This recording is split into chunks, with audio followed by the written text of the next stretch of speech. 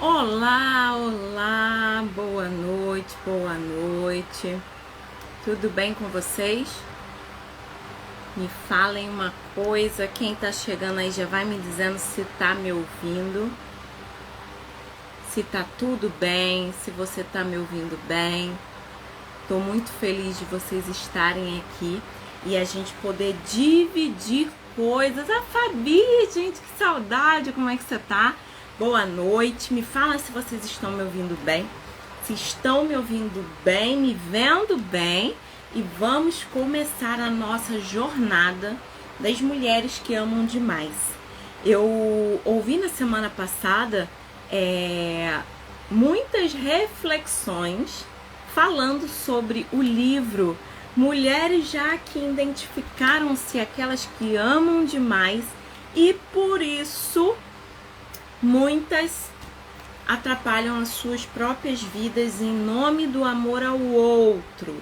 Parece que é de fora que nós temos que ter um reconhecimento e aprovação. E aí eu já quero que você me fale, será que isso se parece com você? Você se abre, se doa em nome do outro, esperando que o amor venha de lá? Será que é isso que acontece com você?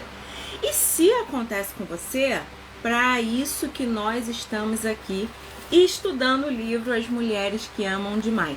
E eu gosto sempre de falar com as minhas clientes, com as minhas amigas, que não é sobre o que eu fiz até agora, é a responsabilidade que eu vou assumir da minha vida e da minha existência e das coisas novas que eu irei fazer com as ferramentas que eu tenho. Porque para eu mexer num programa novo, eu trabalho numa empresa, colocou um programa novo, para eu mexer naquele programa, eu preciso de quê? Eu preciso de um treinamento, ok? E como que eu vou ter um treinamento se eu não vou lá e aprendo? Como isso? E às vezes a gente se exige muito achando que é por osmose que a gente faz as coisas. Não é. Infelizmente não é. Eu queria também fazer as coisas por osmose. Todos esses livros entraram na minha cabeça porque eu estou aqui. Não é assim. Infelizmente não é assim. Eu preciso sentar, eu preciso abrir o livro, eu preciso me debruçar. E quando que a mudança acontece, Irlânia? Quando eu pego o que eu aprendi e coloco em prática. Então a gente precisa fazer esse movimento. Fazer um movimento também que eu falo muito, que é o movimento de ter pessoas com o mesmo foco do que nós. Mesmo foco. Por que, Irlânia? Porque se a gente está num lugar remando contra a maré o tempo todo, a gente não sai do lugar e a gente ainda acredita que está falhando. Só que será que a gente está falhando ou a gente não tem a ferramenta necessária para chegar onde a gente quer na nossa vida? Eu quero que você pense nisso. Você está falhando ou você não tem a ferramenta necessária para fazer aquilo que você quer na sua vida?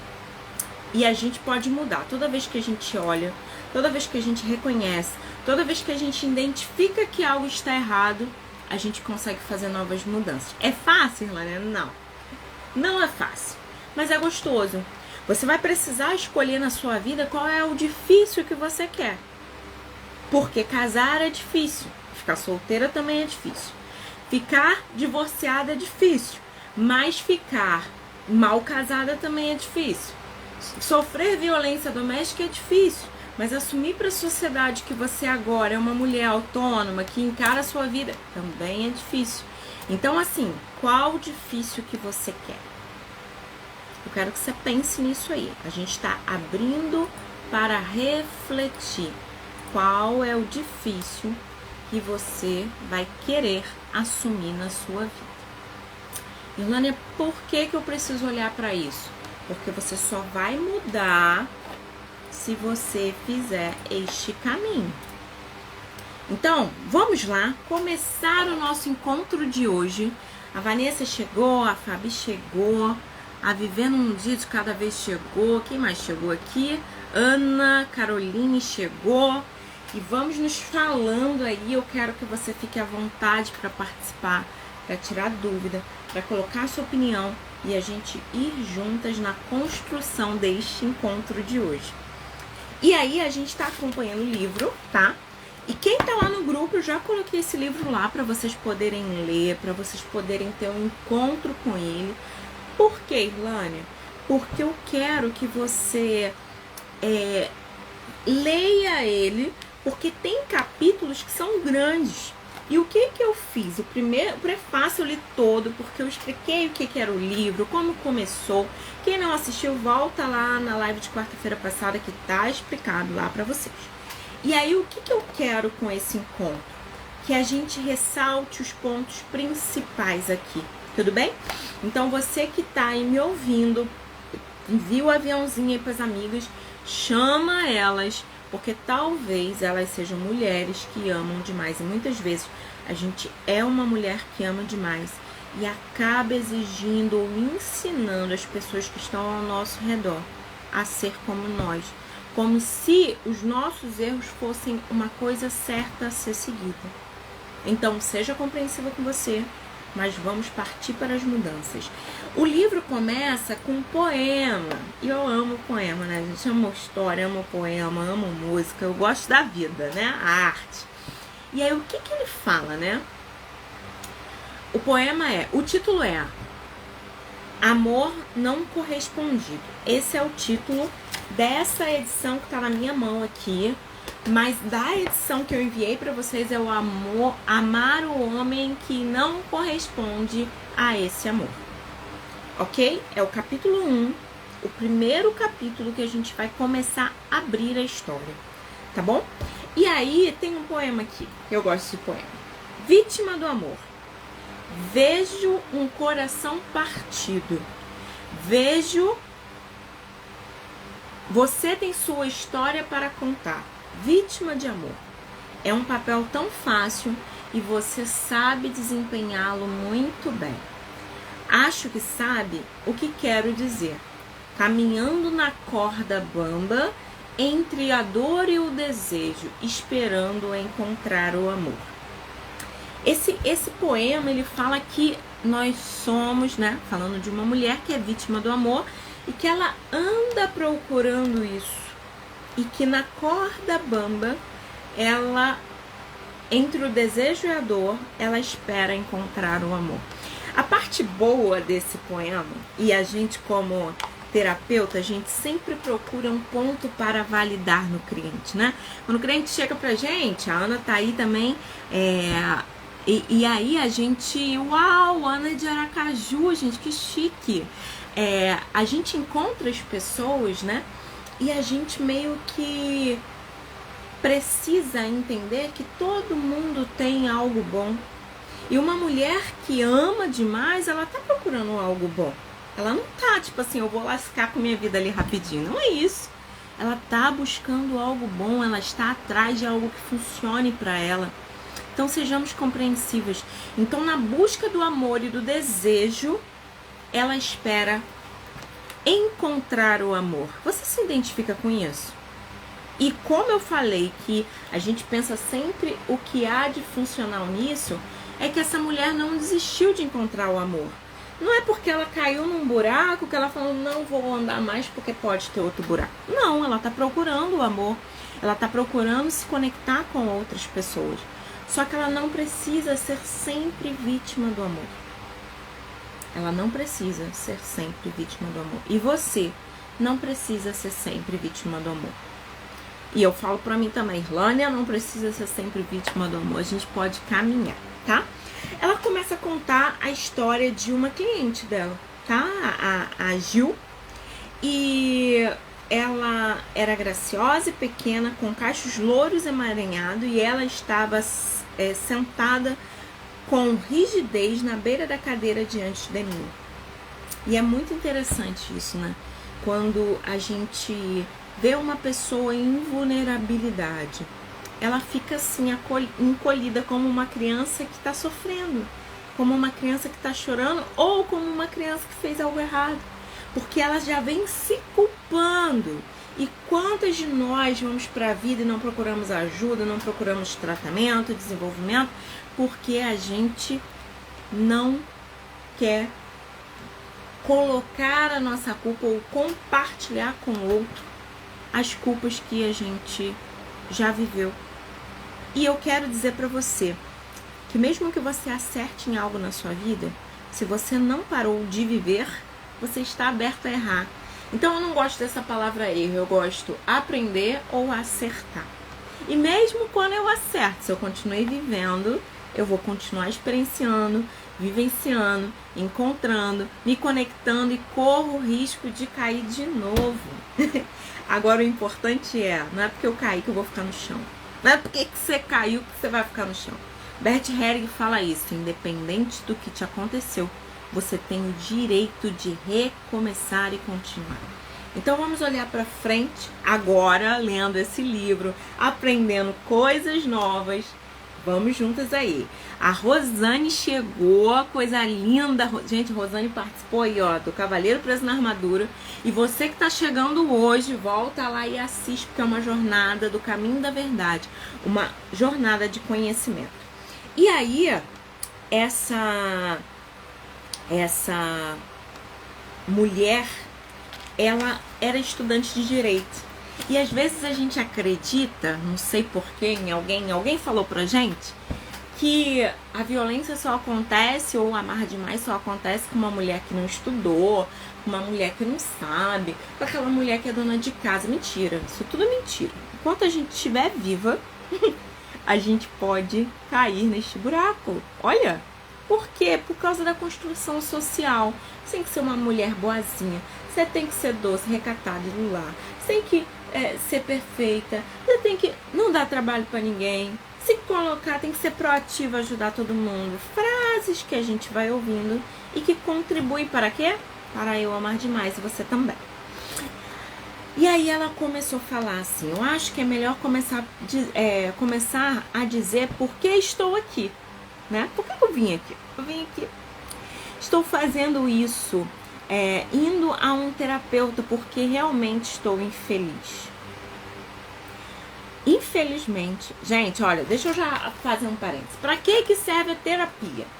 Terapia serve para transtornos psiquiátricos e psicológicos, ok? A gente tem um DSM-5 aqui, ó, que é a Bíblia lá, que define o que é doença, o que é o caminho da doença, o que é uma patologia. A gente tem aqui. A terapia serve para quem quer um acompanhamento de vida, a pessoa precisa melhorar em algumas áreas, e a gente também pode treinar habilidades no processo terapêutico. Não sei falar muito bem, falo muito bem com minha mãe, com meu marido, mas com meu filho eu não sei falar, então precisa aprender. Eu não consigo me direcionar a pessoas de liderança, então vamos aprender. Então a terapia, ela é focal. A gente vai trabalhar com a dor do outro. A terapia funciona para emagrecimento. Eu tenho minha terapeuta lá, ó. Helena, mas você já tá no peso ideal, ó. Total, mas eu não abandono ela não. Fica comigo aqui porque eu preciso te ver, pra eu lembrar que eu tenho que, comer direito. Então a gente precisa de desenvolver. E por que a gente não procura terapia quando precisa desenvolver? Que a gente acredita que não precisa, que a gente vai conseguir sozinho. E outra coisa também, tá? O meu maior público é mulheres. E nas mulheres a gente tem um histórico aí que vem lá da histeria de Freud. Papai Freud estudou histeria de Charcot. O que acontecia com as mulheres histéricas? Histéricas porque vem de histérico, que vem de útero, ok? Então, assim, foi colocado que era uma doença de mulher. E aí depois a gente vem no desenvolvimento, a gente chega aqui, ó, no manual de doenças, né? E aí lá chegou o quê? Borderline. A mulher que não consegue regular suas emoções, que vive com medo de ser abandonada e que atenta contra a própria vida.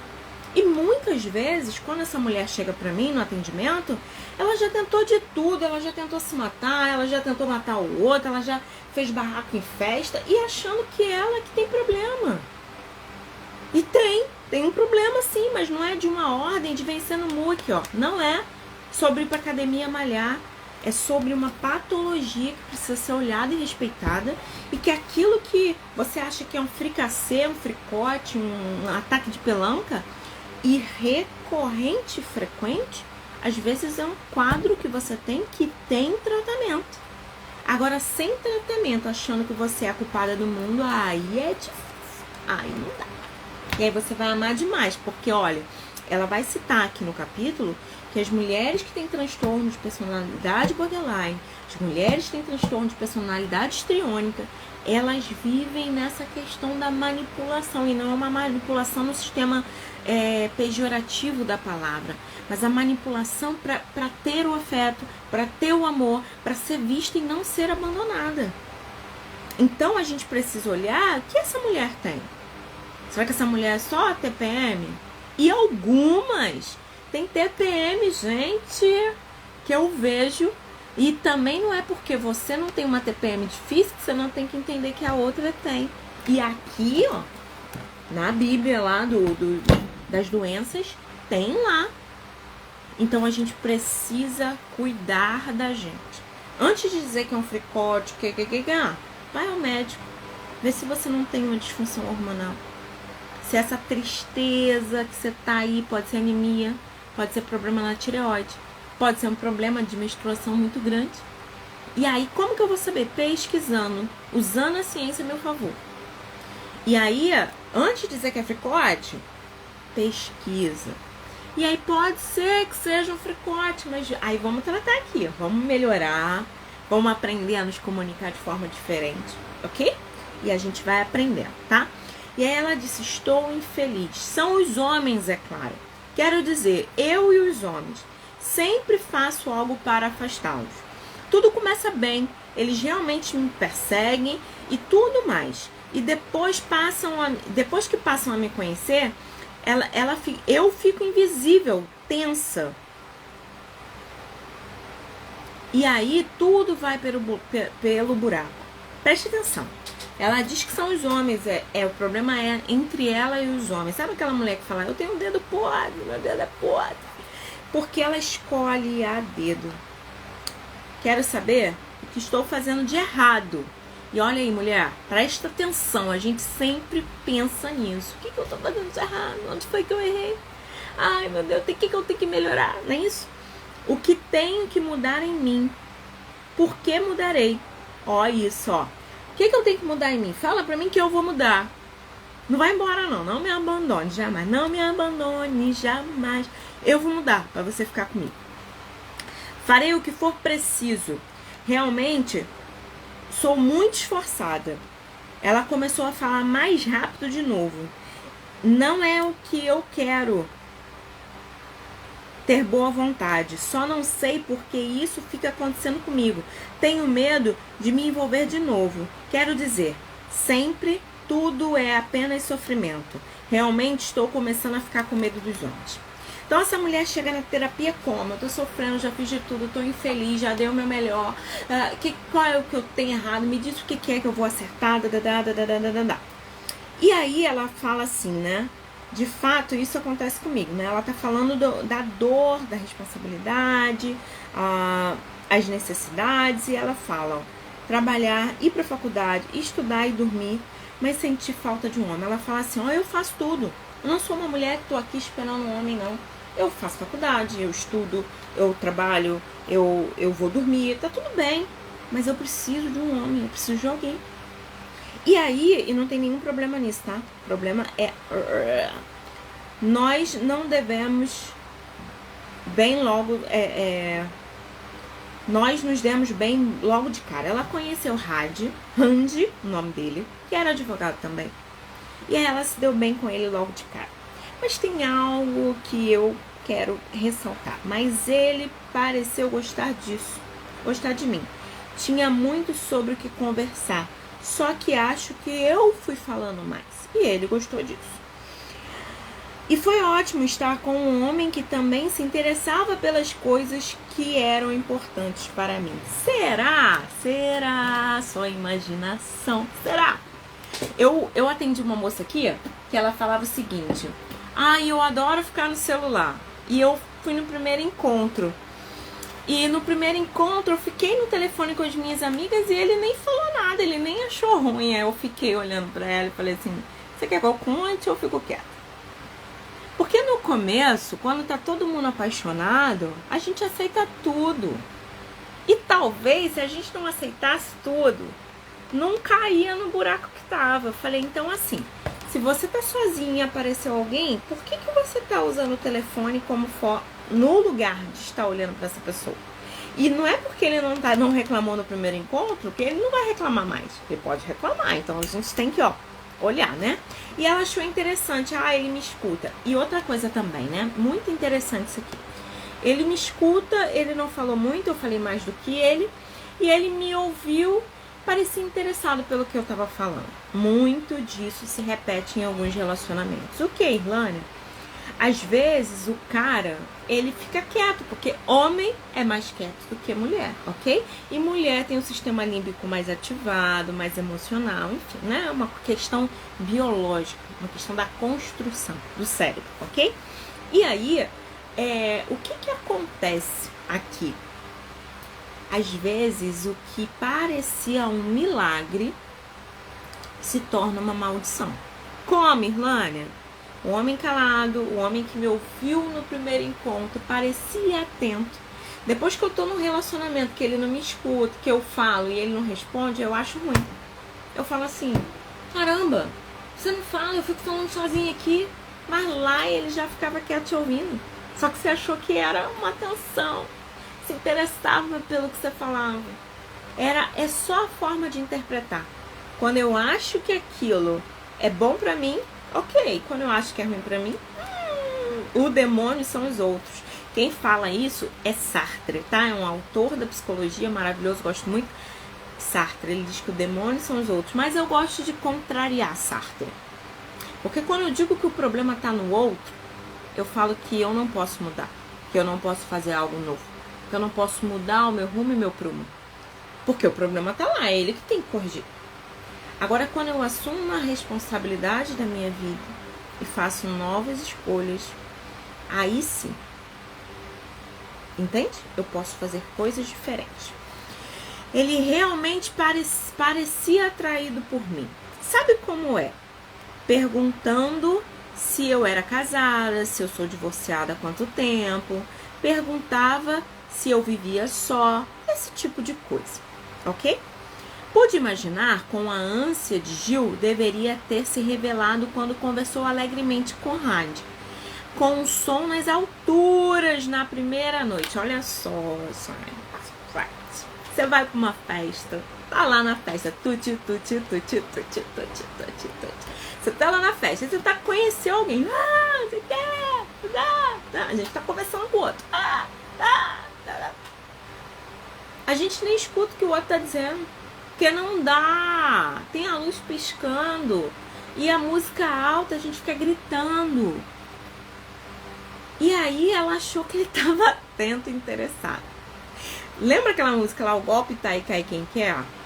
Então, né, eu acho que a nossa amiga, deixa eu ver o nome dela, que eu já me esqueci, Gil, caiu no golpe, que tá aí cai quem quer. Vamos lá, o som estava nas alturas.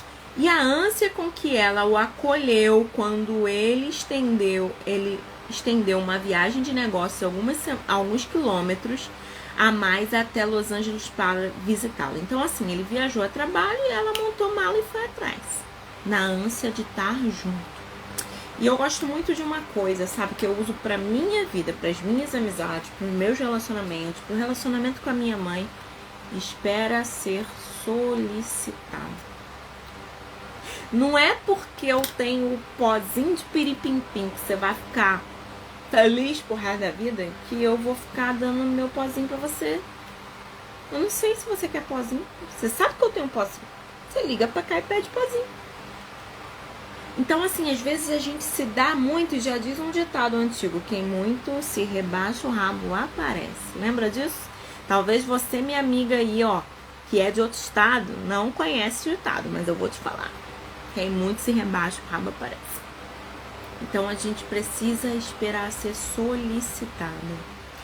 Randy aceitou seu convite e a relação amorosa deles começou naquela noite, quando ela foi lá pra casa dele. Foi lá pra casa dele, fica lá, porque ele viajou, então eu tenho que ir lá assistir. Só que olha o que acontece aqui, Foi ótimo. Randy me deixou cozinhar para ele. E realmente gostou de ser cuidado. Passei sua camisa antes de ele vesti-la naquela manhã. Adoro cuidar de um homem. Nós nos demos maravilhosamente bem. Quem não gosta, povo lindo, fala pra mim.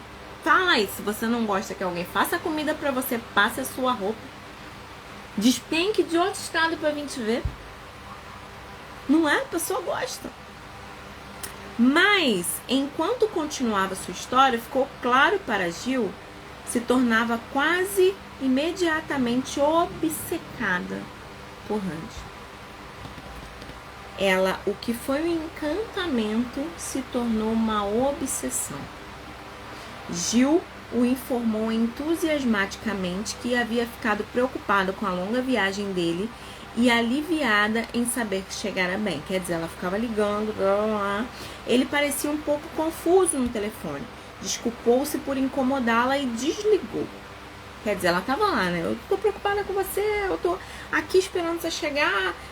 Peraí, calma que eu tô aqui. Enfim, ele... Mas começou a sentir um crescente desconforto alimentado pela consciência de que normalmente se preocupava muito mais com os homens do que ele com ela. O que ela começou a ver no relato aqui? Que era um padrão dela, não era um padrão dele. Entende? Ela ficava procurando os homens. E aí, só porque era homem, ela se entregava à relação. Isso tem a ver com ele? Claro, é uma construção. Mas ele estava ali, recebendo a mulher. Ela fazia minha comida, ela passava minha roupa. Eu tô aqui na minha vida, ó, quietinho no meu canto. E aí, ela começou a perceber que ela se preocupava e não tinha essa preocupação. E eu gosto sempre de falar, uma relação que funciona precisa ter o equilíbrio entre o dar e o receber. Quanto que eu dou para este relacionamento? Será que eu recebo de volta? Eu dou atenção, eu dou carinho, eu dou cuidado. E aí a gente tem que ter cuidado, muito cuidado, para a gente não levar a ideia da maternidade, do cuidado, para uma relação. Porque a pergunta é, você quer casar com um filho ou você quer casar com um marido? O seu marido é um filho ou seu marido é um marido? E aí a gente tem que pensar nisso. Irlanda está dizendo que eu não posso cuidar? Claro que eu posso cuidar. Mas é recíproco? Eu dou e recebo? Quem vai avaliar a sua vida? Você. Sou eu que vou entrar na sua casa e falar assim, porque tá tudo errado na sua casa. Se alguém fez isso, isso é falta de educação. Eu costumo dizer que se a casa da gente fosse para todo mundo entrar e mexer, não tinha porta, era só o buraco. Que todo mundo entra, todo mundo mexe. Seria a caverna, qualquer um entra. A abrigo da luz, né? Tá muito quente, eu vou lá. Entendeu? Vamos lá. Um dia, Randy me disse que não, para não impressioná-lo, ou ele simplesmente desapareceria. Ó, errei, povo lindo, ó. Ele disse para não pressioná-lo. Então ela começou a abraçar ele com um povo. E ele falou assim, ó, para de me pressionar, senão eu meto o pé. Ele logo colocou para ela o que era o que. Fiquei muito assustada. Tudo dependia de mim. Eu devia amá-lo e ao mesmo tempo deixá-lo em paz. Não conseguia fazer isso. E então fiquei cada vez mais apavorada. Quanto mais pânico sentia, mais o perseguia. Ó. E aí, ela combinou com o Randy que eles iam se falar toda noite. Só que ele não ligava. Ela falou, então vamos revezar. Eu ligo um dia, você liga outro dia. E aí ele não ligava.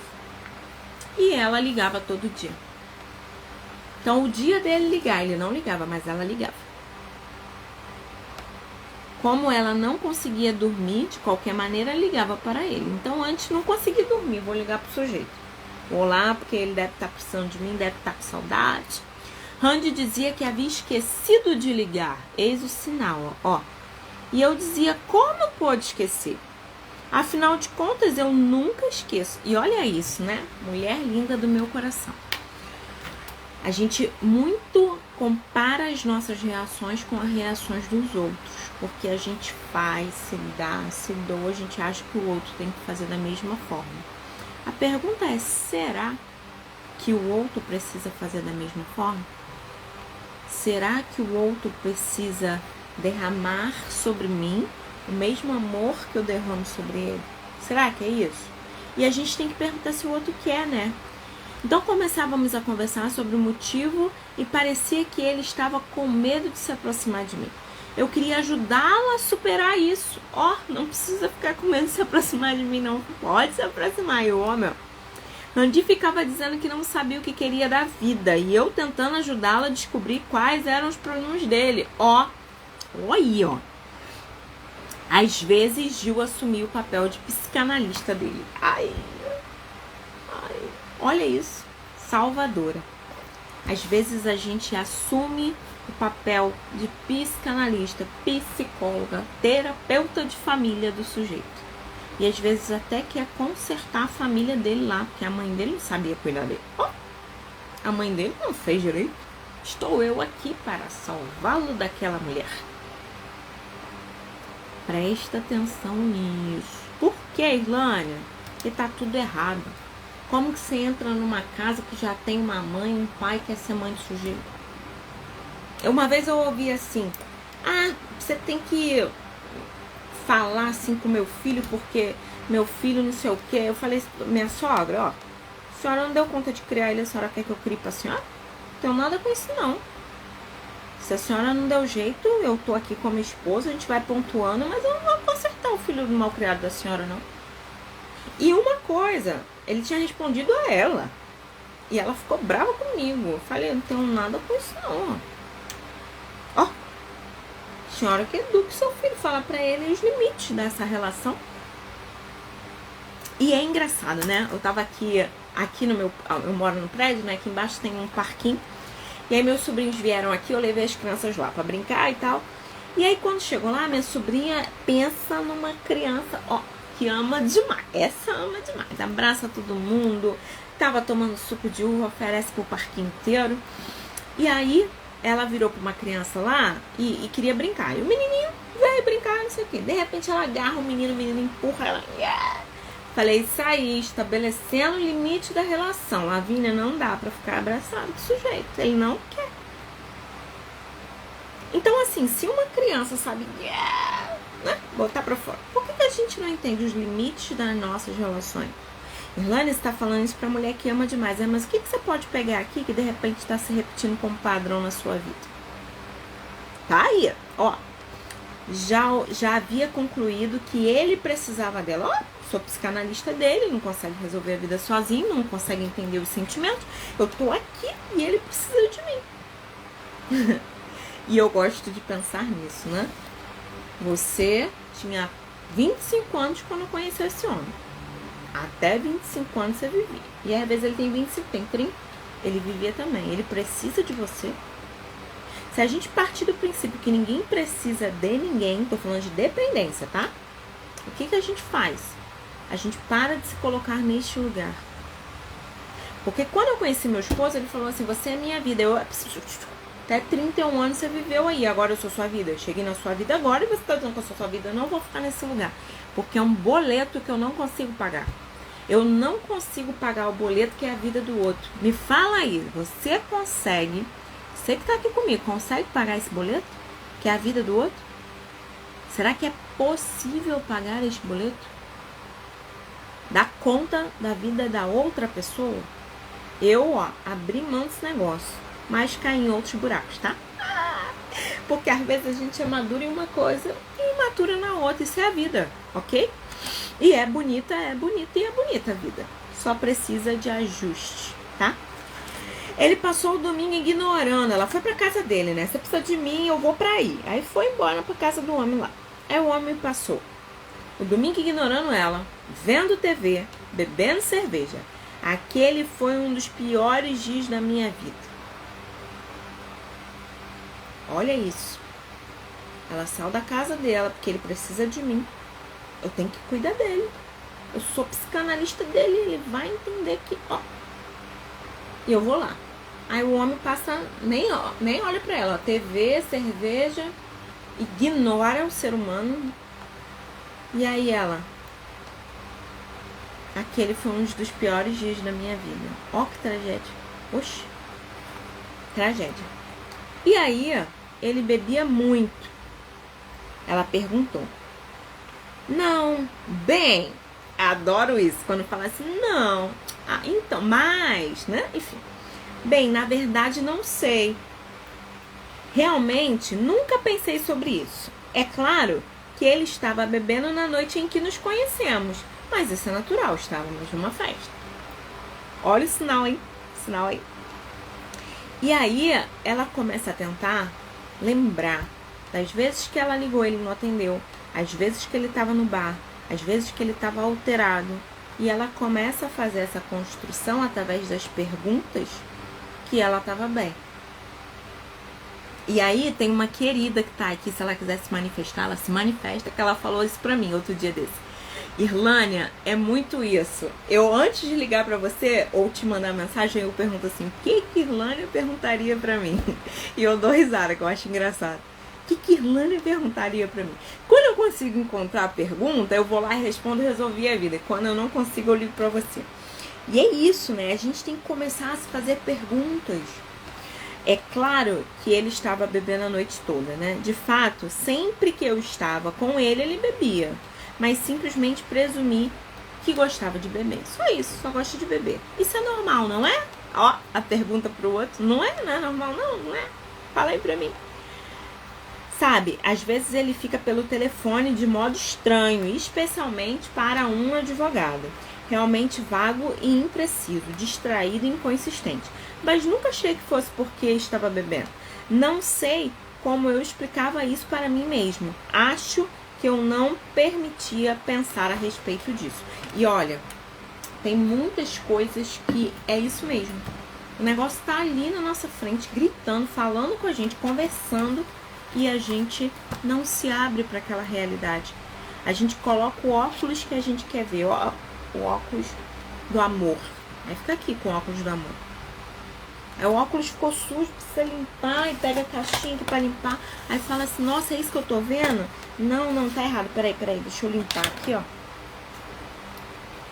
Ah, agora sim, é o amor. É o amor mesmo. Entende? Só que não é amor, é dependência. Inclusive, quando você tem que ficar convencendo você que aquilo é amor, que amor é esse? Que precisa ser convencido dentro de você com um diálogo seu com você mesmo. São coisas importantes que a gente precisa pensar.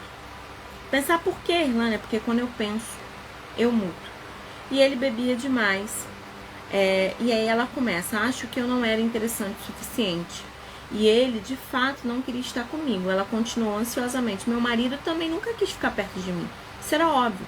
Seus olhos lacrimejavam enquanto ela se esforçava para prosseguir. Não é porque a gente está falando e eu estou trazendo brincadeiras, trazendo associação, trazendo música, que eu não vejo que isso é sério e que o seu sofrimento precisa ser validado. Só que a ideia aqui é trazer mesmo clareza, assim, ó, colocar, ó, binóculo da existência para ver o mundo de forma diferente, ó. Eu pego aqui, ó, e amplio a visão. Antes eu via pequenininho, agora não, agora eu, ó, tá vendo? Eu vejo maior. Por que eu vejo maior? Porque eu ampliei a visão. Enquanto minha vista tá assim, ó, tipo freio de burro, ó, só vejo isso aqui, eu fico com a visão limitada, eu vejo o que eu quero ver. Eu vejo o que eu conto pra mim, a história que eu conto pra mim é aquela que eu acredito. Então vamos pensar, pare de acreditar nas historinhas que você conta pra viver o caos que você vive. Por que, Irlânia? Porque isso não acaba bem. E quando você for confrontada nessa realidade, a sua reflexão vai ser de se culpabilizar pela dor, se culpabilizar pelo trauma. E eu tenho certeza absoluta que você merece uma vida muito melhor do que essa. Vamos lá. Assumir a responsabilidade por tê-lo criado. Assumir a responsabilidade.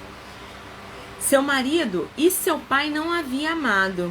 Devia ser devido a algo que ela fizera ou deixara de fazer. O pai dela não amava ela. O marido dela também não se importava. E aí, olha o que ela fala. A terapeuta fala pra ela assim, né? Olha, preste atenção. Né? Você tá num lugar que o Ravi não te amou.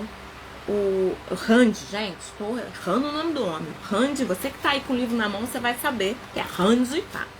Rand não te amou, seu marido não te amou, seu pai não te amou, mas ela colocava pra ela: será que eu fiz alguma coisa errada? Que as pessoas não me amam? E aí, as atitudes, sentimentos, comportamentos e experiências de vida de Gil eram típicas de uma mulher para quem amar significa sofrer. E por que, Irlane, amar significa sofrer? Porque o pai dela o abandonou. Porque o pai dela não deu devida importância a ela. E aí, quando ela começou a se relacionar com outros homens, ela via isso na relação. Ela buscava uma relação conhecida, que mantinha o padrão. Bora lá. E a Vanessa falou exatamente assim. Não termina bem. Não termina bem. Vamos lá. Ela exibia muitas características de mulheres que amam demais. Tem em comum. Independente dos detalhes específicos das histórias e lutas, quer dizer, cada uma de nós temos as nossas histórias e lutas, tenham elas suportado relacionamentos longos e difíceis com um homem ou se envolvido em uma série de relacionamentos infelizes com muitos homens, elas têm um perfil comum. Olha isso. Às vezes, você não está caindo no buraco a primeira vez. Talvez você olhe para a sua história, você caiu em 5 buracos, 6 buracos, 10 buracos. A sua história é feita da queda no mesmo tipo de buraco. E aí, será que não tem que olhar para mudar? Porque aquilo que a gente olha, a gente consegue mudar. Enquanto eu não olho, Irlane, quando eu não mudo, tudo se repete. E aí, amar demais não significa amar homens demais. Se apaixonar vezes demais ou ter amor genuíno, profundo demais por outra pessoa. Não é isso que significa. Na verdade, significa ser obcecada por um homem e chamar essa obsessão de amor. Eu já falei isso, tá, gente? Você que tá me acompanhando aí, que eu venho trazendo, mas porque eu li, né? Marquei, circulei. Faça isso no seu livro também. Marque, circule, coloque assim, né? Pega o marca-texto e coloca aí também. Na verdade, significa ser obcecada, né? Com amor por homens e chamar isso de amor. Não é amor, é obsessão. Permitindo controlar suas emoções. Em grande parte de seus comportamentos, percebem que isso influencia negativamente na sua saúde e seu bem-estar. E ainda assim, se vendo incapaz de desistir. Olha isso. Às vezes é uma gastrite, uma psoríase, rinite, asma, bronquite. Doenças que são desenvolvidas na fase adulta porque não deu conta. E aí a doença, eu gosto muito da doença como aliado da nossa saúde. Por quê? A doença é um caminho mais gritante, falando com a gente assim, pulando na nossa frente, dizendo: ei, você está lascando sua vida, tá na hora de tomar uma rota segura. Então a doença, ela não é nossa inimiga, ela tá avisando que alguma coisa na minha emoção, na minha biologia, nos meus comportamentos não está bom. E como que eu mudo isso? Olhando para isso, ok? E aí, não desistir. Significa medir o grau de amor pela profundidade do tormento. Olha isso. Amor não é tormento. Amor é amor. Obsessão é obsessão. Ciúme é ciúme. Ciúme ainda tem uma coisa a mais. Ciúme é a falta de segurança em mim que eu projeto no outro. Porque eu não confio em mim. Eu, olho pra ele e a culpa é dele. E eu começo, a atrapalhar os relacionamentos através de obsessão, tá? Quando você lê esse livro, pode ser que identifique como Gil ou outras mulheres apresentadas. A gente está no primeiro capítulo. Semana passada a gente estava no prefácio, hoje a gente está no primeiro capítulo, ok? Cujas histórias se deparará e se perguntará se também é uma mulher que ama demais. E tudo bem, tá? Ó, toda vez que eu levo, né, conheço, olho, amplio, eu crio a possibilidade de mudar. Tudo bem? Então, olhando pra mim, me conhecendo, eu consigo fazer os caminhos que eu preciso. Todas nós temos reações emocionais fortes a palavras como alcoolismo, incesto, violência, vício, e às vezes não conseguimos ver nossa vida realisticamente porque temos muito medo de que rótulos se apliquem a nós ou àqueles que amamos. Então, assim, vamos pensar nisso aí. O marido da vizinha é alcoólatra, bebe todo dia. E o meu marido? Ele bebe todo dia, mas é socialmente. Ele bebe em casa aqui, ó. Ele bebe aqui em casa, todo dia. Ele não é alcoólatra não, porque ele não vai lá no bar. A gente fica justificando. E dependência, a gente pensa nisso, tá? Dependência não é a quantidade, ó, não é a quantidade da química que eu preciso no meu organismo, ok? Não é a quantidade. Mas, por exemplo, eu não acordo, não sou eu não, tá? Tô dando um exemplo, se fosse eu, porque eu falei isso semana passada. Deixa eu falar de mim. Vamos supor que eu seja uma pessoa que meu dia só começa depois do café. Mas eu, se não tomar o café, eu acabo ficando com dor de cabeça, fico irritada, quebro tudo. Então, eu, Irlânia, sou uma pessoa que preciso da dosezinha de café de manhã. Por que, Irlânia? Porque se eu não beber o café, eu não vivo as outras coisas que eu tenho para viver. Irlânia, é um vício? É. E é uma dependência. Eu sou viciada e dependente de uma xícara de café. E aquela pessoa que bebe 2 litros de Coca-Cola por dia? Será? Quando a gente faz teste, né, na neurociência sobre a dependência, a gente consegue encontrar o vício mais dependência no açúcar do que na cocaína. Ó! E açúcar é um negócio, poxa, só um docinho depois do almoço. Eu preciso, senão não consigo, fico nervosa, quebro tudo, fico irritada. Desculpa, mas você precisa rever os seus hábitos, rever aquilo que você entende que é pra você e o que é um vício na sua vida e o que é vício na vida do outro, ok? Vamos lá. Nossa incapacidade de usar as palavras quando elas se aplicam com frequência nos impede de obter a ajuda apropriada. Por outro lado, esses rótulos temidos podem não se aplicar à sua vida. E tudo bem, tá? De repente você precisa do café, mas você nem fica sem o café e nem sabe se o dia que você ficar você vai conseguir viver. Tá? Porque existem vícios relacionados a hábitos que eu faço todo dia. Sempre foi assim, sempre foi desse jeito. Entendeu? Sua infância pode ter envolvido problemas de uma natureza muito sutil. Talvez seu pai, embora tivesse fornecido um lar seguro financeiramente, odiasse as mulheres e não confiasse nelas.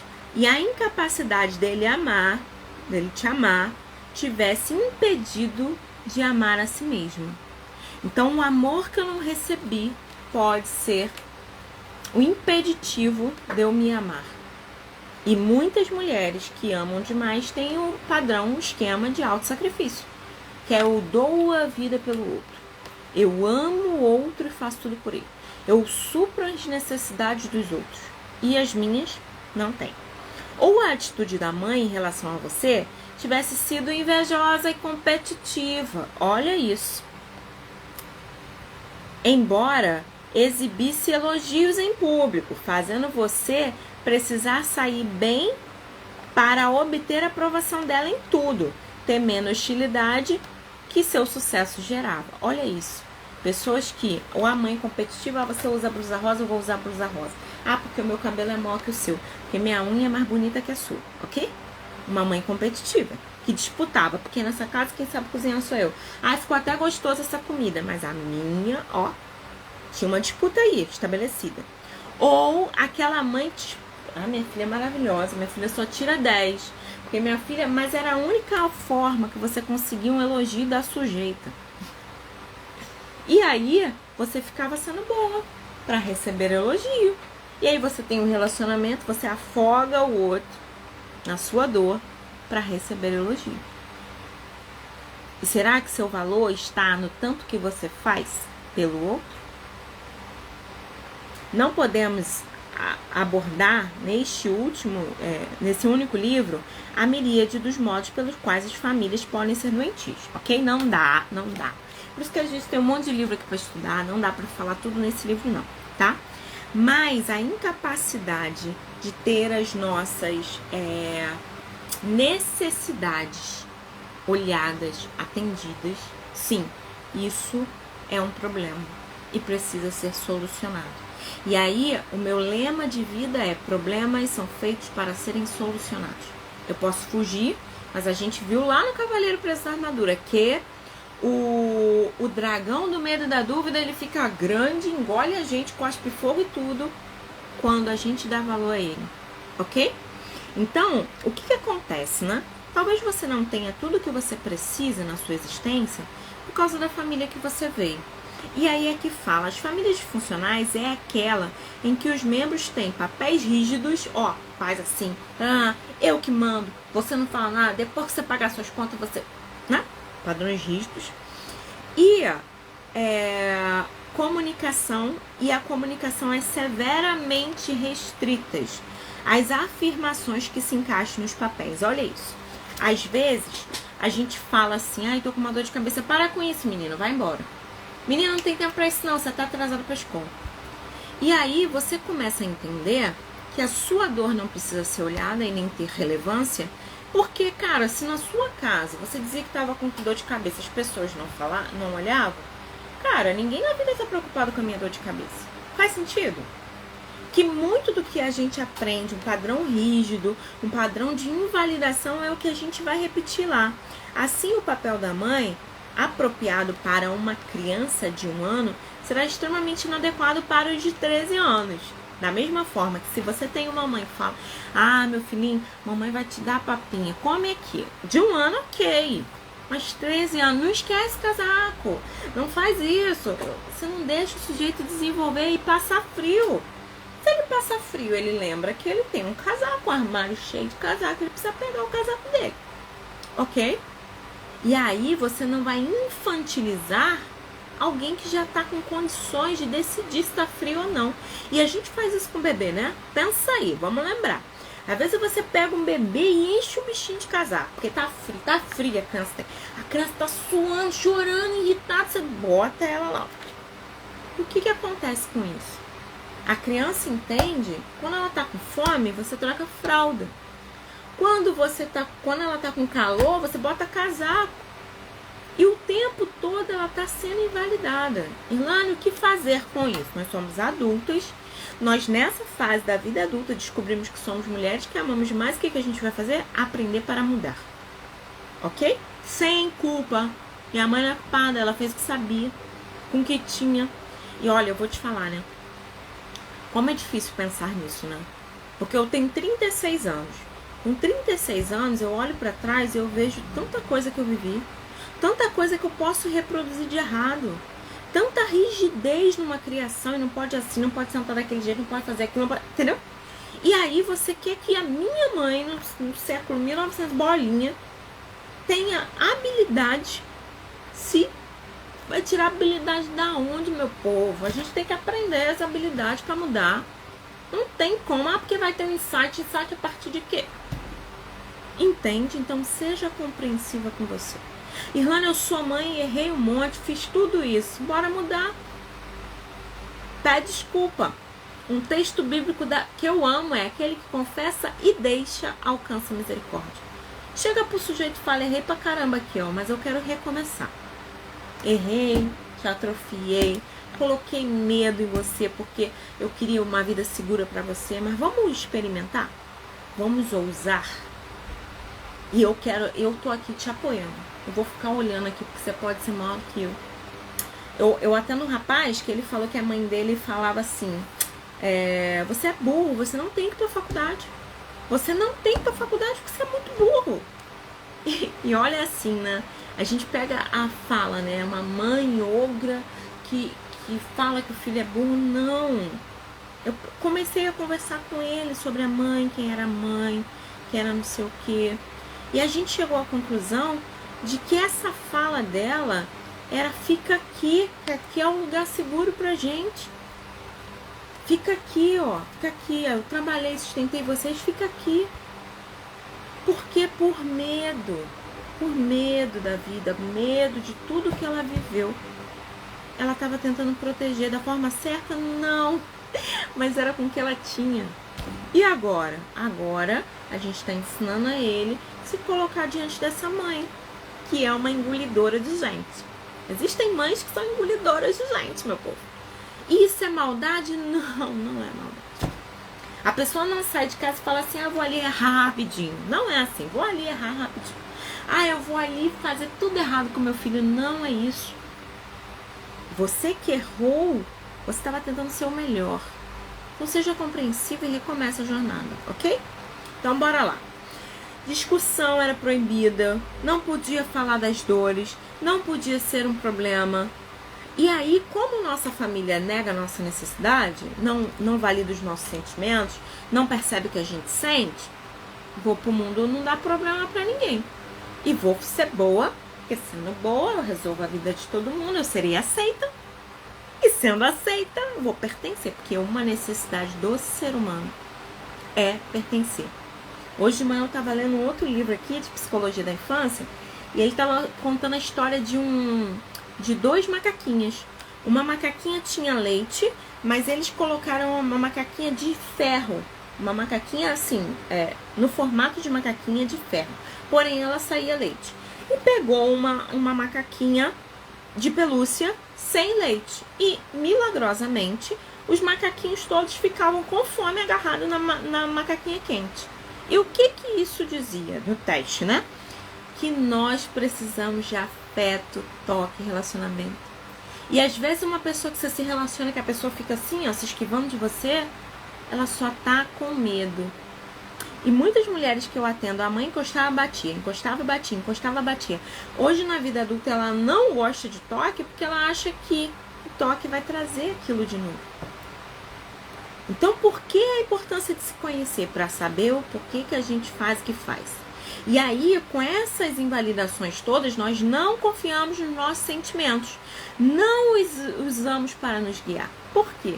Porque se na minha casa o meu sentimento era invalidado, na vida também. Em vez disso, somos atraídas pelos próprios perigos, dramas, desafios, enredos de outras pessoas, com passados mais saudáveis e equilibrados, evitaram naturalmente. Fingimos que não aconteceu.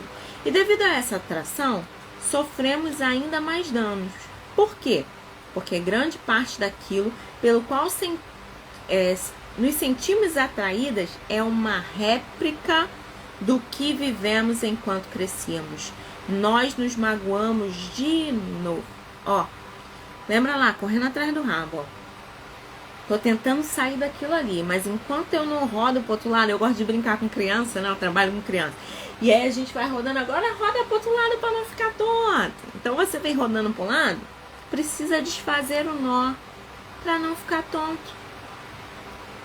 Por que, Irlânia? Porque se eu não quebrar esse padrão, eu não verei a vida de outra forma.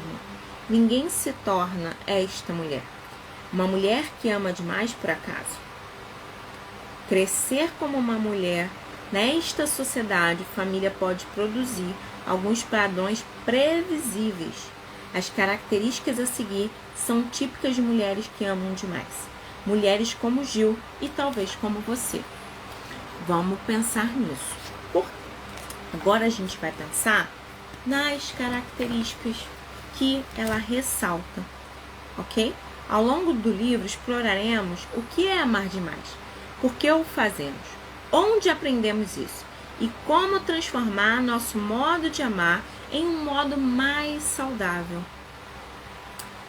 nos relacionamentos. Examinaremos novas características das mulheres que amam demais, de uma a uma. Então a gente vai categorizar agora e depois a gente vai estudar tipicamente cada uma, ok? E o primeiro ponto é, tipicamente, você vem de um lar disfuncional, em que suas necessidades emocionais não foram supridas. Olha isso. Talvez você lá na sua relação familiar não teve suas necessidades supridas, você não tinha suas necessidades atendidas. Quando você chorava, a pessoa falava, levanta pra cair de novo. Eu já fiz isso, gente, com criança também, tá? Tipo, não é sentir dor, não. Levanta pra cair de novo. Mas será que a gente não tem que fazer? Nossa, machucou meu filho, bater no lugar. Falar, não faz isso com meu filho. Vem aqui, meu amor machucou. E aí a gente pensa assim, não, eu não vou criar um filho fraco. Mas será que é isso que se trata? Ele ser fraco ou ele não ser fraco? Ou ele ser ouvido? Ou porque alguém não ouviu o meu choro, eu não tenho características para ouvir o choro do outro, eu não tenho habilidade. Lares disfuncionais são aqueles onde ocorreram uma ou mais dessas situações. Vamos lá. Uso de álcool e drogas, ok? Listas ou listas, tá? Cigarro, bebida, enfim. Comportamento compulsivo, comer demais, trabalhar demais, limpar, jogar, fazer dieta excessivamente. E às vezes nós, mulheres, tá gorda, hein? Olha essa barriga, hein? Olha a postura, bota a calcinha tampando essa barriga. Vai não sei o que, não come, não tá comendo muito, vai ficar gorda igual a fulana, hein? Ó, presta atenção nisso. Esses comportamentos viciantes, assim como os processos doentios e progressivos, entre muitos outros efeitos nocivos, realmente interrompem e impedem o contato honesto e íntimo em uma família. Por que, Irlane? Porque eu não quero ficar numa relação que eu fique apanhando o tempo todo. Ok? Se eu chego num lugar, aí começo a falar aqui com você, você fala assim, nossa, mas a bicha é burra. Se eu me importar e você for importante pra mim, eu vou fazer o quê? Eu não quero mais fulano aqui. Tá me chamando de burra? Não quero. Entende? E aí a gente não come demais, é gorda. Você não quer ficar ouvindo isso. Ninguém quer. E aí, violência física contra o cônjuge e os filhos. E isso é muito importante, tá? Porque muitas vezes a gente, filho, e eu trabalho muito isso aqui, tá? A violência era contra o meu pai contra a minha mãe, ou era o marido da minha mãe. Eu preciso defender minha mãe desse marido. E coisas que acontecem com muitas mulheres. Eu via o meu pai como um algoz, um homem ruim, uma coisa que precisa ser eliminada da terra.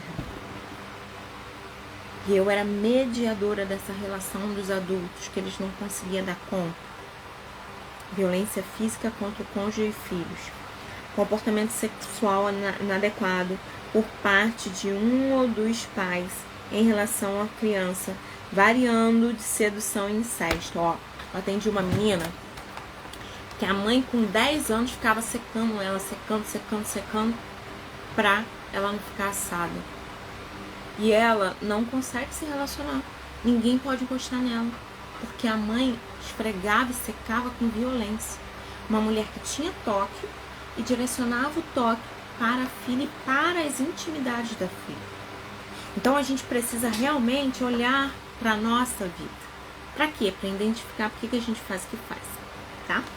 Comportamento sexual inadequado, já falei. Discussão e tensões constantes. Um ambiente seguro e invalidante. Meu pai e minha mãe ficam brigando e eu no meio, assim, não. E às vezes a criança adoece, porque doente no hospital eles param de brigar. Você já viu isso? A minha mãe teve creche dos meus 9 aos meus 20 anos. Como eu vi isso?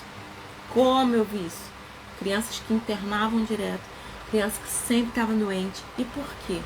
Porque o ambiente era invalidante. E através da doença entrava em equilíbrio a relação da família. Então a criança, como um bode expiatório, a gente fala isso em terapia de família sistêmica, como um bode expiatório, ela vai lá pagar o pecado da família. Ela carrega a culpa da família inteira. E talvez essa criança foi você, que adoecia para equilibrar. Entende isso?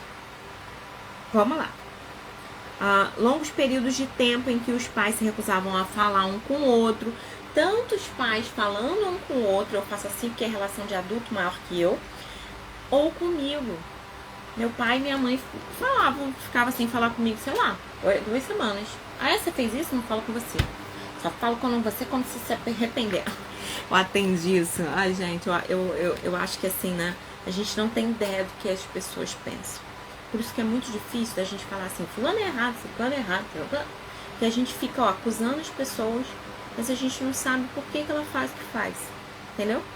E aí, eu atendi uma mulher que ela falava assim, eu só falo com ela depois que eu senti que ela se arrependeu de verdade. A menina tinha pedido perdão, a menina mandou flores, 2 anos uma mãe sem falar com a filha. E ela falava, eu só vou falar com ela quando ela se arrepender de verdade. Então a gente precisa entender o que está acontecendo aqui, né? O que está acontecendo nessa casa aí? Pais com atitudes e valores conflitantes, em que exibem comportamento contraditório. Sabe, o pai fala uma coisa, a mãe fala outra. Mãe, posso ir? Não, pai, posso ir? Pode. Ó, ambiguidade. E competem pela igualdade dos filhos. Olha isso, lealdade dos filhos. Então o pai é permissivo, deixa fazer tudo, porque ele é o legal. E a mãe não deixa fazer nada, porque é carrasca.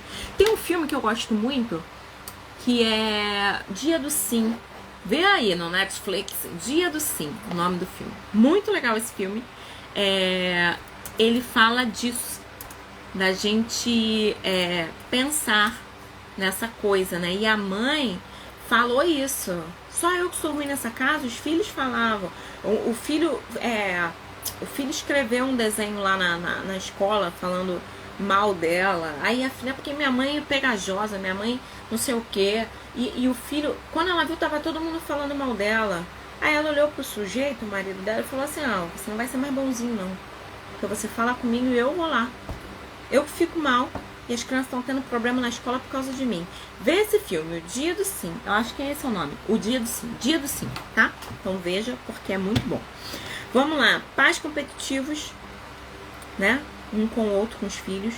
Um dos pais não consegue se relacionar com um dos membros da família e efetivamente os evita, ao mesmo tempo culpando-os pela evitação. E olha, às vezes eu tenho um hábito chato, sabe? Uma coisa muito ruim. Eu falo demais. Aí eu tenho um filho que fala demais.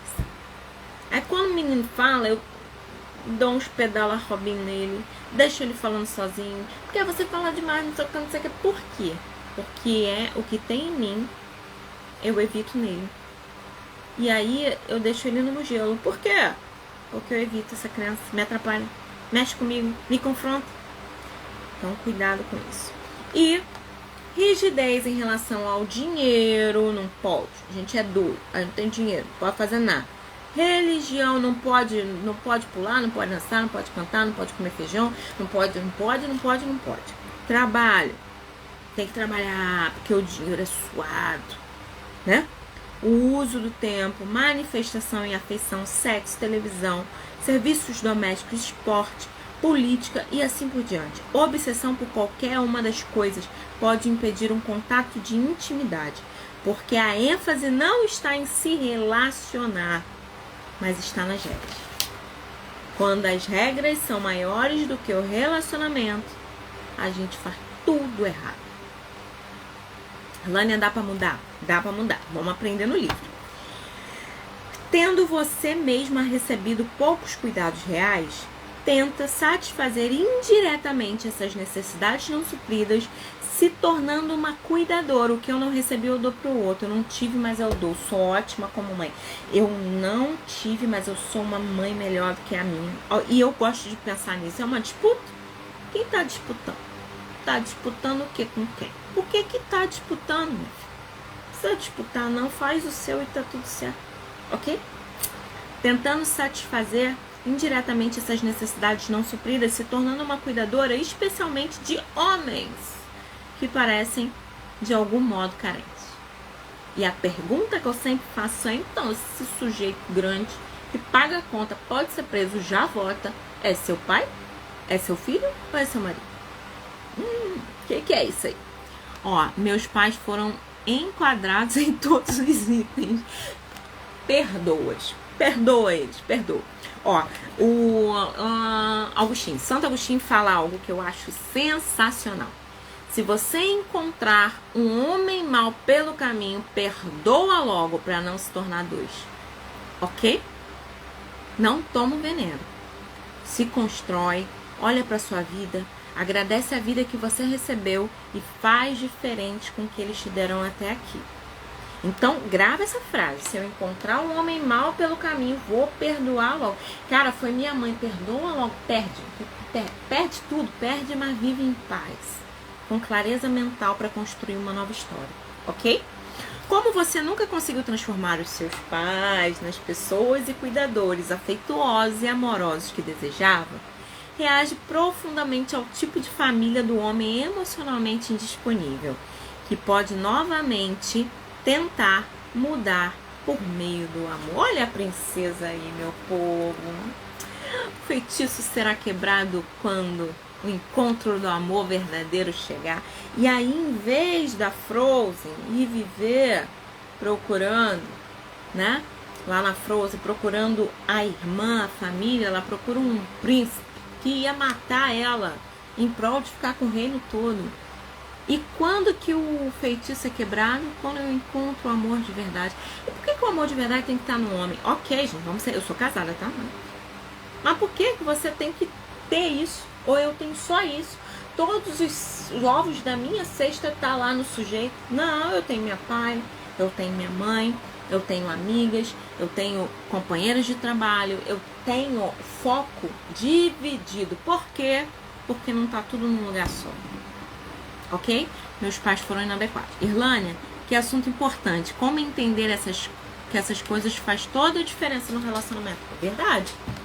Verdade, porque a gente se posiciona de maneira diferente e fica difícil ficar igual com alguém que mudou. Pensa nisso. Irlânia, eu vou falar pra ele, eu vou contar pra ele, eu vou convencer ele. Não é isso que se trata. Não é. Lembra lá de Jesus ensinando: não fazeis vãs repetições, achando que por muito falar serão ouvidas. Não é isso. Não é porque eu falo muito convenço o outro. Não é isso. É eu mudei, o meu exemplo vai trazer a mudança que eu preciso. Por quê? Porque o outro vai ficar desconfortável de ficar do mesmo jeito do seu lado. Ok? Com o pavor do abandono, você fará tudo para impedir que o relacionamento termine. Tá ruim, mas eu tô aqui. Tá ruim, mas eu não tô solteiro. Tá ruim, mas tá bom. Você fica ali segurando. Quase não é incômodo demais. Toma tempo demais ou é caro demais se ajuda o homem com que você está envolvido. Ó, não é incômodo demais não, eu faço pra você, eu te amo. Tô servindo. Ó, tem um livro que eu também acho muito interessante, que é esse aqui, As 5 Linguagens do Amor, tá? Maravilhoso esse livro. Esse livro, ele fala de como que você se sente amado. Se é por toque físico, se é por palavras de afirmação, se é por tempo de qualidade, se é por serviço. Então, assim, você precisa identificar qual é a sua linguagem de amor e qual é a linguagem do outro. Porém, a relação precisa de um equilíbrio entre dar e receber, ok? Vamos lá. Acostuma com a falta de amor nos relacionamentos pessoais. Você está disposta a esperar, ter esperança e tentar agradar. Ó, mas eu vou dar amor. Acostumada com a falta de amor, não vou dar amor porque eu sou uma pessoa esperançosa.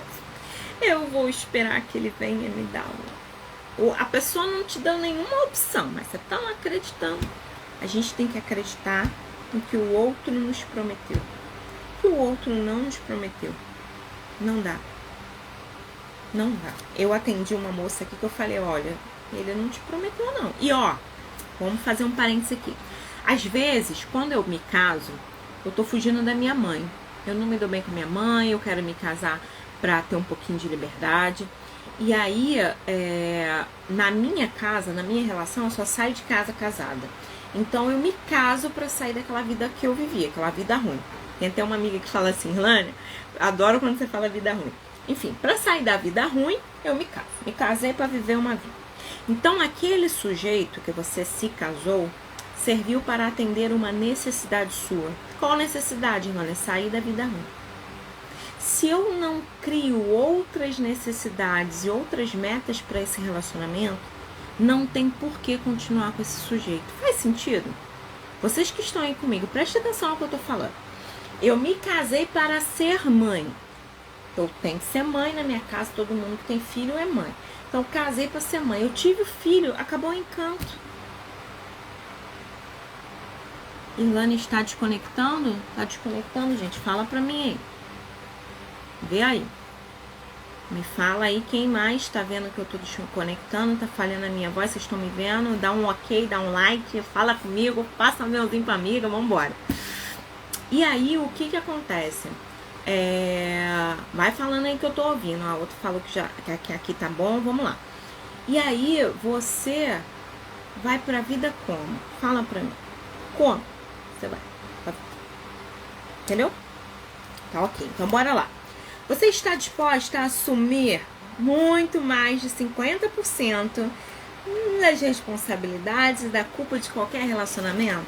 Olha que tragédia. Eu assumo tudo, inclusive o meu amor dá pra dois. Vai embora não, fica comigo que eu te amo. Meu amor dá pra dois. Entende? Que vida ruim, gente. Ó, pensa aí, quando você for fazer um negócio disfuncional na sua vida, você fala assim, ó, que vida ruim, não vou ficar nessa vida ruim. Pensa em mim, pensa em mim. Sorria por mim. Pensa em mim de novo, entende? Pensa em mim. Fala, não vou ficar nessa vida ruim, não. Eu só tenho essa vida pra contar minha história. Se eu ficar na vida ruim, o que dá? E aí eu me casei porque eu queria ser mãe. Tive filho, olho pra cara do sujeito e fala assim, o que você tá fazendo aqui mesmo? Porque não tem sentido eu continuar naquela relação. Eu tava fugindo da minha mãe, pronto. Ó, eu atendi uma menina, uma moça, fez até live comigo aqui, ela, da violência doméstica, né? Que ela foi uma paciente de consultório, hoje a gente trabalha em algumas coisas juntas. Que ela ficou com o sujeito porque ele respondeu a mãe dela. Porque pensa, a mãe dela é um trator que vai passando por cima de tudo, assim, ó. Tudo. De todo mundo, responde todo mundo. E aí o sujeito respondeu a mãe. Ela falou... respondeu a minha mãe. Só que para um sujeito responder uma mulher difícil, ele tem que ser mais difícil que ela, né? Porque geralmente o genro faz o quê? Ou ele é bom mesmo, o genro é bom, ou ele vai encenar, até convencer, né, a casa. Ele não, ele respondeu de pronto, ela falou, é esse que eu caso. Só que ela viveu um relacionamento abusivo, saiu do abuso da mãe, ó, foi pro abuso do sujeito. Então a gente precisa pensar o que a gente está procurando, ok? Sua autoestima é criticamente baixa. E no fundo você não acredita que merece ser feliz. Em vez disso, acredita que deve conquistar o direito de aproveitar a vida. Pensa nisso. Será que você acredita que você pode ser feliz? O que você pensa sobre você? Porque a autoestima é isso. O que eu olho no espelho. Não é só isso não. É o autoconceito. O que eu penso sobre mim?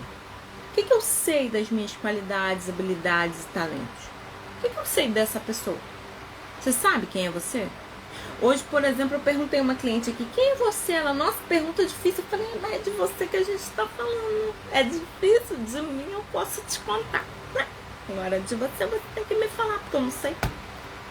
Então, assim, a gente precisa se conhecer, saber quem somos, nossas habilidades, talentos, para não viver de migalhas.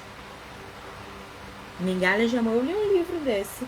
Não, eu fiz um congresso de terapia de família que eu fui, que a representante da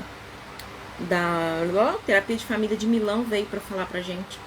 E ela falou isso. O nome do congresso era Migalhas de Amor. Aceitar qualquer coisa, dizendo que é amor, dando nome de amor. E aí alguém me perguntou aqui, vou fazer o parênteses, tá? Irlânia, qual a diferença de amor e paixão? Dependência, né? Isso tem a ver com patologia, ok? Amor é uma construção, ok? Eu conheço uma pessoa e eu decido construir um relacionamento amoroso com acordos que os dois topam. Os dois vão regar essa planta, os dois vão se dar por essa relação e a gente, em meio aos defeitos, a gente vai se ajustando. E no amor não tem essa fantasia, ai, chegou e eu senti um negocinho. Não, você sente que você gosta da pessoa, você sente segurança, você se sente bem. É um abrigo seguro pra você, a pessoa tá ali. Paixão, patos, que vem de patologia, que vem a ser, ó, doença de vista, cegueira. O que acontece na paixão? Existe uma função no meu cérebro. Áreas emocionais são ativadas e enviam mensagem para uma suprarrenal que liberam a adrenalina e sobe como dopamina. Ó, fico ativada igual lá na cocaína. Mesma coisa, né? A minha função hormonal, ela se prepara para viver aquilo. Só que na paixão, como eu tô cego, eu tô igual Marília Mendonça. Me apaixonei pelo que eu inventei de você. Eu me apaixono pelo que eu inventei do outro. O outro não precisa, ele só existe. Por isso eu amo, né? Dou o nome de amor. Mas isso não tem nada a ver com amor, é cegueira, ó. Eu fico, ó, me apaixonando pelo que eu invento do outro. Criando. E aí eu atendi uma adolescente que falou assim, eu me apaixonei, mas sabe o que eu percebi quando eu comecei o relacionamento? Ele não era nada daquilo, eu acho que eu inventei. Eu falei, é isso, Marília Mendonça, me apaixonei pelo que eu inventei de você. Então, o amor é um sentimento construído. Olha, a neurociência diz que a paixão ela tem prazo de validade de 12 a 48 meses. Quer dizer, ela dura até 4 anos. Geralmente a maioria dos casamentos são feitos dentro desse período, né? Aí de repente você acorda do lado direito e como um feitiço você fala, o que eu tô fazendo aqui? E é mais ou menos isso mesmo, tá? É um feitiço. Ó, cega. Tava aqui cega, me apaixonando pelo que eu inventei. Eu não vi a pessoa, eu vi o que eu inventei dela. E aí eu me casei nesses 4 anos e acordei. O que pode acontecer, né? Eu não gosto de ser pessimista, não. Eu gosto de ser otimista, realisticamente otimista. Você pode, nesse período, construir um relacionamento amoroso onde tem a parceria, respeito, honestidade, os pilares do amor, limite. E aí vocês vão se adaptando, se ajustando. E um vai cedendo pro outro. E pronto, você tá lá. Vai vivendo. Construiu um relacionamento amoroso, a paixão foi embora. E aí o amor seguiu até que a morte separa, né? Enfim. Agora, se nesse período você não vira a chave, o relacionamento acaba que não tem como sustentar um relacionamento assim. Apaixonado. Sou apaixonada há 50 anos. Mentira. Mentira. Vamos fazer exame, vamos botar lá na ressonância e vamos ver as áreas da paixão ativada que a gente não vai encontrar. Não vai. Não é paixão que você sente. Você construiu um relacionamento amoroso. Ok? Então, assim, dá pra mudar o status? Dá. Mas tem que ter vontade. É preciso ter coragem pra lutar e vencer. É preciso ter coragem. Ok? Vamos lá. Você tem a necessidade desesperada de controlar os homens e relacionamentos, tendo experimentado pouca segurança na infância. Mascara seus esforços para controlar pessoas e situações como ser útil. Pensa nisso aí. Muitas mulheres são controladoras, mas na verdade ela busca um lugar, né? Eu tô aqui, eu controlo, eu cuido de você, você me deve, né? Porque eu cuido de você, eu dou minha vida por você, eu tô imprimindo um boleto, né? Quem paga esse boleto? Quem é que paga o boleto? Tô imprimindo um boleto, quem vai pagar? Então a gente precisa se colocar no lugar certo. Em um relacionamento, você está muito mais conectada com o seu sonho e de como isso poderia ser do que com a realidade da situação. A paixão de novo aí, meu povo. Tô apaixonada. É o meu sonho, é o que eu criei, o príncipe encantado. Ai, não é. Ai, é ruim, mas tá bom. Ai, mas ele bebe, mas ele é bonzinho, né? Ele fica nervoso só quando ele bebe. Nossa, ele gritou só porque tava bêbado. Se o juiz, um policial, presidente da república, eu gostando ou não, tivesse aqui, eu estaria gritando? Me fala, senhora minha amiga, a gente grita na presença do juiz, do policial, não grita. E por que a gente grita com quem ama, com filho, Por que que a gente grita? Porque perdi a cabeça, mas se o presidente estivesse aqui, gostando ou não, você não tava gritando com ele. Não é verdade? Não tava. Tenho certeza que não tava. Você é viciada em homens e em dor emocional. Gente, olha, tem uma ferramenta que eu aplico no grupo de mulheres que é vícios emocionais, para identificar quais os vícios. Nós viciamos na química do nosso organismo. O que é isso, Irlânia? Eu vicio na raiva, eu vicio no ódio, eu vicio na paixão, eu vicio na adrenalina, eu vou viciando no que o meu corpo vai liberando. Por quê? Porque meu cérebro é inteligente, para certa situação ele libera um hormônio para aquilo. E eu começo a me acostumar em sempre ter aquilo. Tô uma lasqueira. Eu não sou viciada no homem, não. Eu sou viciada na vida ruim. Eu tenho que sentir aquilo. E eu fico brigando, eu grito, eu jogo as coisas em cima dele. Entende? Entende isso? Não pode. Tem que viciar no amor. Vicia em caminhar na praia. Ó, vicia em ver a lua. Vicia em beber água pro seu rim ficar bonzinho. Entende? Você pode ser predisposta emocionalmente e com frequência bioquimicamente, lembra do vício? Que se torna vício em drogas, álcool ou em alimentos, particularmente doces.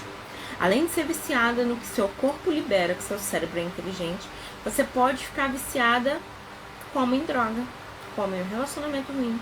Pode gerar uma compulsão alimentar. Ou não comer, não vou comer para não ter energia no meu corpo, para eu ficar magra, para eu ficar feliz, para eu ser aceita, para eu ser bonita igual a Gisele Bündchen. E será que você tem um biotipo igualzinho da Gisele Bündchen? Por que que a gente só tem uma Gisele Bündchen? Você já se perguntou por que que só tem uma Gisele Bündchen? Não tem um monte? Porque só tem ela mesma. Então seja você. Lembra lá da autoestima, do autoconceito? Olha para você. A abstinência é horrível e é frissura. Gente, é uma frissura. Eu quero ligar, eu quero saber como é que tá, eu quero estar junto desse homem. Esse homem tá feliz sem mim. Frissura. É exatamente isso. A abstinência. Ao ser traída por pessoas com problemas que precisam ser resolvidos ou enredada em situação caótica, incertezas e emoções dolorosas, você evita responsabilizar-se por si mesma.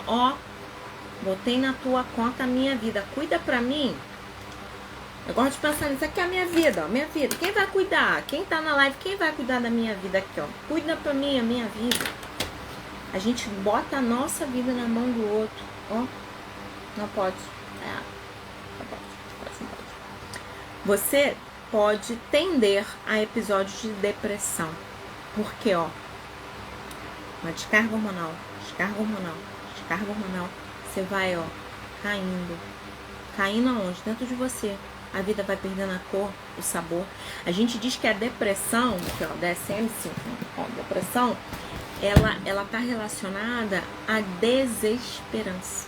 Eu não acredito em nada, eu não vou pra lugar nenhum. E a vida fica cinza, sem cor. Cinza, igual aqui, cinza. Vejo nada, não é nublado, não é sol, é cinza, Entende? Então, a gente precisa entender que a gente merece mais. E aí os episódios de depressão vêm por quê? Por causa dos relacionamentos instáveis. Exatamente. E às vezes, para uma mulher sair de depressão, como ela está aqui, ela precisa sim fazer a terapia, sim fazer o tratamento com medicação, para quê? Para estabilizar e conseguir viver sem aquela química frequente. Porque se torna patológico. O que era um comportamento, agora é uma patologia. Entende? Vamos pensar. Você não se sente atraída por homens gentis, estáveis, confiáveis e interessados em você. Acha esses homens bons, entediantes. Quer dizer, o banana. Lembra lá? Mas esse homem é um banana, não tem custo. O homem pergunta, uma cliente minha falou assim, cara, ele quer abrir a porta do carro pra mim. Eu consigo abrir a porta do carro. Eu sou adulta, não sei o que. E aí o homem olha pra ela e fala assim, é só uma gentileza. Só que a pessoa não foi criada com gentileza. Então o homem quer abrir a porta, tá me chamando de inválida agora? Em vez de pensar, alguém tá fazendo algo pra mim, a pessoa pensa, eu sou inválida, tá dizendo que eu não sou capaz. Esse homem é um banana. Esse homem não me respeita, ele acha que eu não sou potente. Não, ele só tá querendo abrir a porta. Entende? Ele tá perguntando pra você qual as opções do cardápio que você vai escolher. Não é porque ele não sabe o que ele vai comer. Ele só quer que você escolha. Entende? E porque o prato é grande, vai comer 2. Olha que beleza. Vamos lá. Achamos os homens estáveis e excitantes dentro desse quadro. O não confiável, desafiador. Olha isso. O imprevisível, romântico. O imaturo, charmoso. O mal-humorado, misterioso. O homem zangado precisa da nossa compreensão.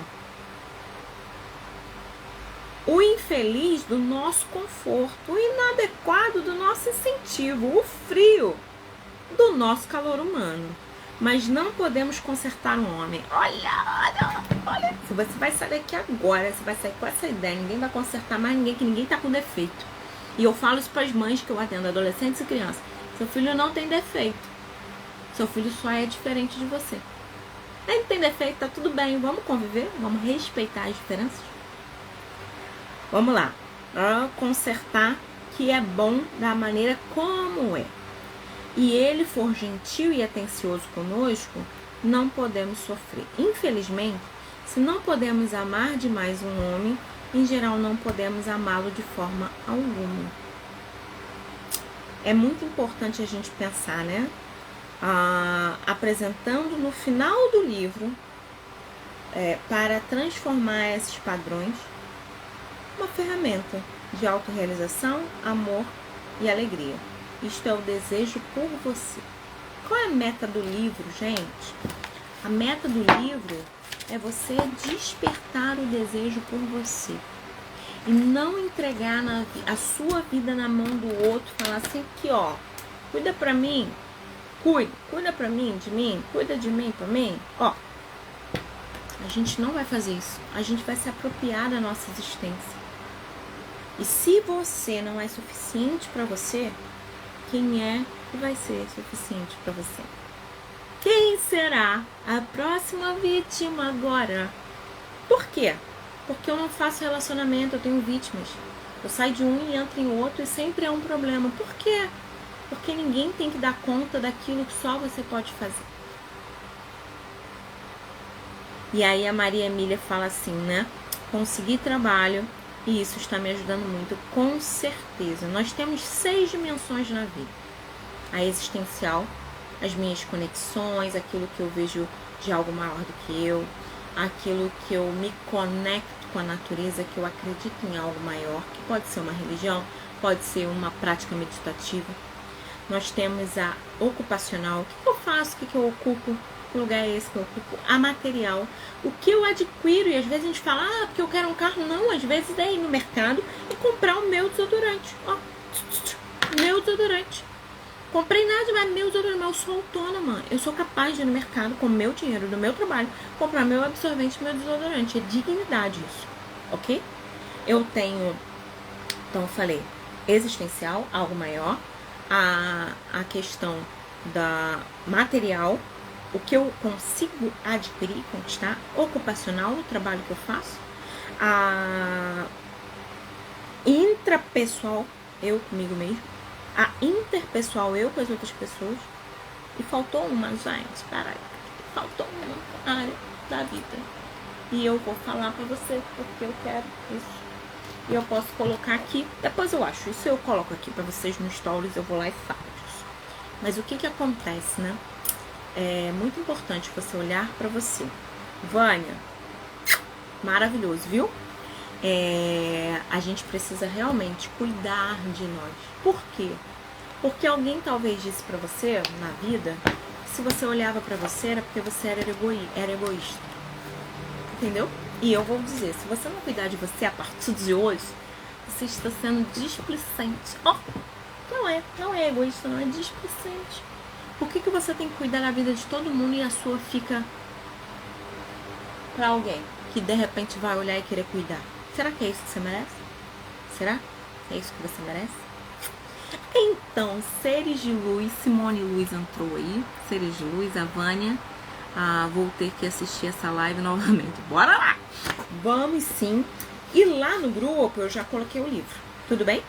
E aí a gente precisa se conectar. Semana que vem é sexo bom em um relacionamento ruim. Olha outra coisa aí, ó. E a gente vai pensar sobre isso. Por quê? Porque se a gente não se reconhece, não se vê, a gente não quebra os padrões que nos aprisionam. A gente chama isso de gatilhos mentais. Qual é o gatilho que me faz cair naquele mesmo lugar?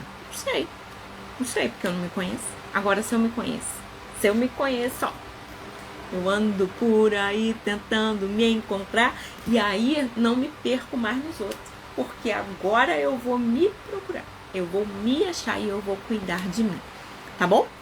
Ó, beijo pra você, espero que tenha feito sentido.